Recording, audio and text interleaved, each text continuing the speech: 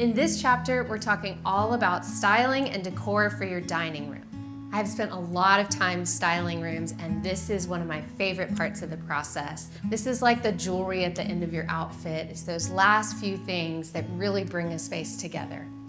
So we'll start first with textiles, then we'll move on to your tabletop, the center of your dining table, and then the finishing touches around the room, those little layers that add personality to your space.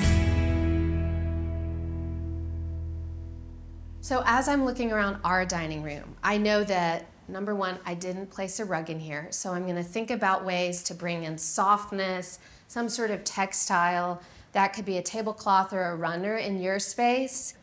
It also feels as though maybe I've just moved in and nobody's actually living here yet.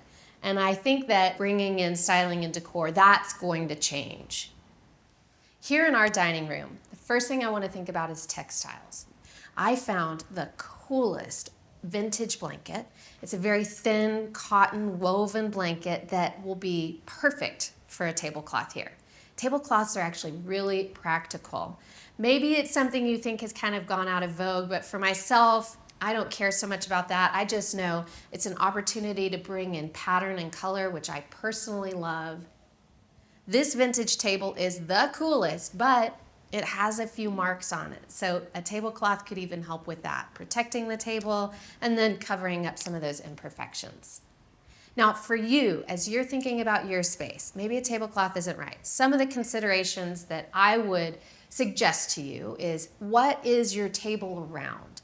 Do you already have curtains such that a tablecloth might be too much fabric in the room? Or is it near your living room where you've got a lot of upholstered furniture? Is it just gonna stress you out because now you're worried about stains on fabric versus something you can wipe up off of a slick surface? Think about what's the context for the room and what makes the most sense for you. So let me bring in my tablecloth and use that as an example in our dining room. So this is what I found. I picked out this tablecloth. I was hunting around online looking at vintage things. I don't think it's intended as a tablecloth. I think it's meant to be like a throw or a blanket, but it's so lightweight, it works well in this space. Early on, I knew I wanted warm. I had chosen a color palette that was mostly reds, tans, beige, ivory, everything on one side of the color wheel. And then when I saw this tablecloth and it has kind of a minty green color and an emerald green, some cobalt blue and lavender, these are actually colors I have all over my house. And suddenly I realized this is exactly what this room needs. It's connecting things from beyond just this one individual room.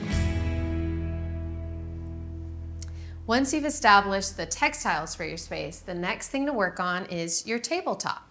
So this is the center of your table, center of your room.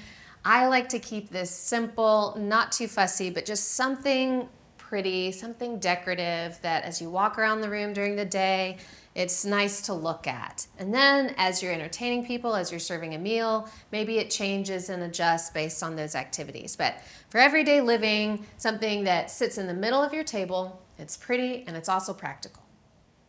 Okay, I'm gonna start with this tray because it feels like a good base for other things to live on top of. It has this, I don't know if this is punched metal or etched metal, I'm not sure, but it feels very collected, one of a kind, unique. So I love it for those reasons. And practically, it just helps me gather smaller things together. So trays are very useful, baskets, things, anything that can be a ground layer, like that base layer that then you layer on top of. Okay, I'm gonna layer in a couple vases.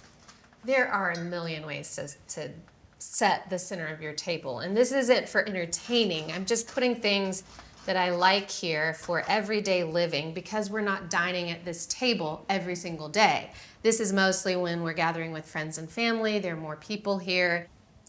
This is gonna set me up to add some branches in a bit.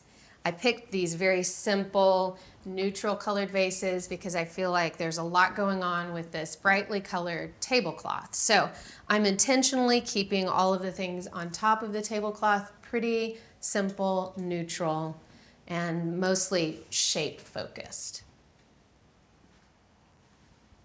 So I've clipped a few options from the yard, and I'm going to show you how I add branches to a vase. Oh man, so many great options.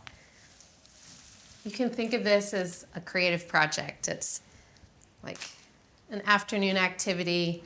It can be kind of therapeutic. You don't have to overthink it.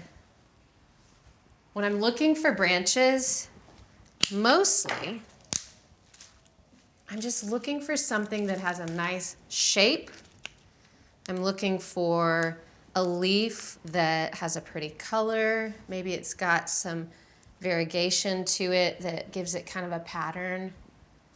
I don't prefer stems that are very straight and rigid because that's sort of beside the point. What I'm actually wanting with a branch is something that isn't straight, something that bends and turns and it's organic. So I'm not trying to fill the entirety of this vase.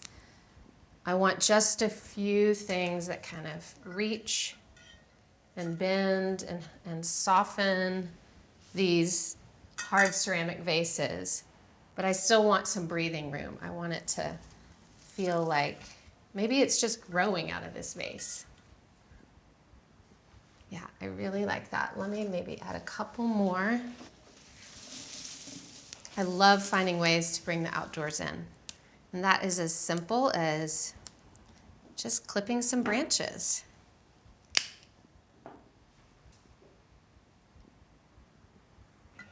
Now, just because I'm doing this doesn't mean that your space needs it.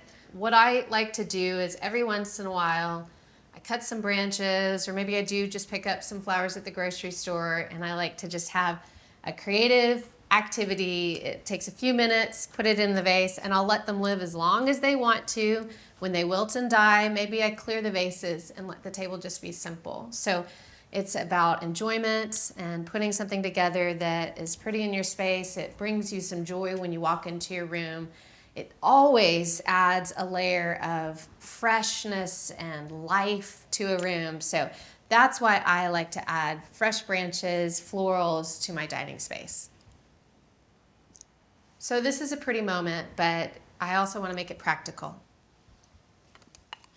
When you're thinking about a dining room, you're thinking about an atmosphere. It's not just a look. So I'm thinking for the five senses, the way it feels, the texture, the smell, the sight. It's all of these things that create a feeling of a space. So could be a candle, could be a diffuser, whatever you choose, but just thinking for the whole experience. So let me put the chairs back, and then there's just a couple more things to add to this space. All right, so walking around our space, this cabinet here feels like it needs something up top. It's not so tall that it's covering the wall. I think because it's sort of a mid-height, this feels like a hole, like it might need just a few things up there to make it feel complete. And then right here, well, first of all, this is a great window for a plant. Anytime you have a window with lots of great daylight, that's the place your plant wants to live. So I think I want a small little table right here to place a potted plant on, and I think it will soften this corner too. With these last things in place, I can see that this whole vignette feels complete. It started with this furniture just set to the side, and then I layered in artwork, thinking about how that relates to the chair. And then this little moment here now rounds it out. It feels like a whole complete vignette. I really enjoyed the process of styling our dining room. I feel like it adds to that original vision I had for a warm, inviting, intimate space, a place that my friends and family want to come gather in and linger. So hopefully you have taken away some ideas as well and feel inspired to design and style a space of your own.